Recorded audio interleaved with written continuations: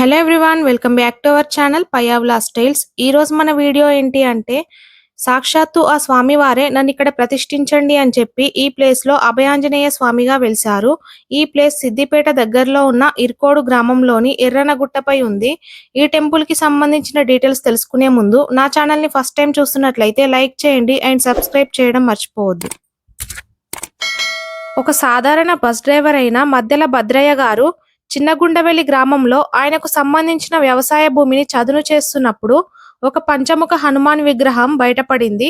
భద్రయ్య గారు విగ్రహాన్ని ఏదైనా గుడిలో ప్రతిష్ఠించాలని చాలా టెంపుల్స్ తిరిగారంట. కానీ ఏ టెంపుల్లోనూ ఆ విగ్రహాన్ని ప్రతిష్ఠించుకోవడానికి తిరస్కరించారు. భద్రయ్య గారు కొండగట్టు హనుమాన్ టెంపుల్లో ప్రతిష్ఠించాలని వెళ్ళినప్పుడు అక్కడ కూడా చేదు అనుభవమే ఎదురైంది. ఇంకా ఏం చేయలేక అక్కడే అలసిపోయి నిద్రిస్తున్న భద్రయ్య గారికి దివ్య తేజస్సుతో చందన రూపంలో ఆంజనేయ స్వామి కలలో కనిపించి ఇర్కోడు గుట్టపై ప్రతిష్ఠించమని చెప్పారంట.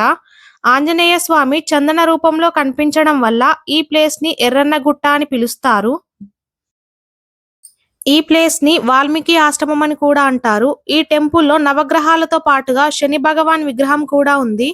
శని దోషాలు ఉన్న వాళ్ళకి నల్లని నువ్వులతో మరియు నువ్వుల నూనెతో అభిషేకాలు జరిపిస్తూ ఉంటారు.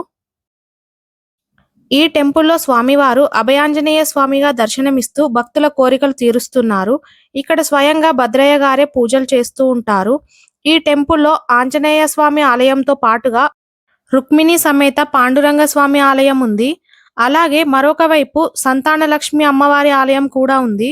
ఈ సంతానలక్ష్మి ఆలయం ముందు కనిపిస్తున్న ఈ ప్లేస్ ని వల్లుబండ అంటారంట. ఈ వల్లుబండ ద్వారా కోరికలు నెరవేరుతాయా లేదా అండ్ ఏదైనా సమస్యలు ఉన్న వాళ్ళకి పరిష్కారం లభిస్తుందట.